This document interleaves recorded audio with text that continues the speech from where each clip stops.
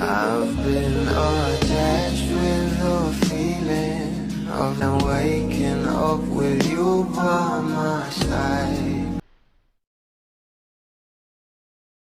Dahil nga sa kapamilya chat na kung saan ay live na live nga ng mga katanungan patungkol sa ating Donnie at Bel Mariano, na kung saan ito nga ang ating Donnie ay pinakita nga kung gaano siya ka-proud pagdating sa kanyang think, at ito nga ang ating Bel Mariano naman ay baby nga itong kanyang nato.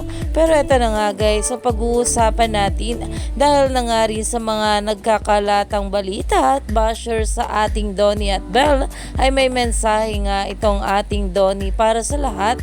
Narito nga guys ang video, sabay-sabay nating panoorin. Don't trust everything you say. Maraming fake news, guys. Marami talaga. Naumani nga agad ito ng maraming komento dahil ito nga guys ay paalala sa atin ng ating Donnie Pangilinan, at ayon nga dito, huwag magpabudol sa fake news dyan. Someone who's a victim of fake news, both of them okay.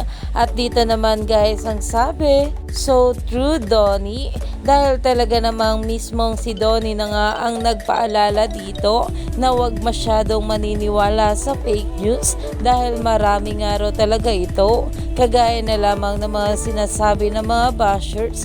Kaya naman stay tuned lang tayo for more update kila Donnie at Bel sa mga susunod pa na ayuda, dahil marami pa nga talaga tayong dapat abangan sa ating couple ngayong araw.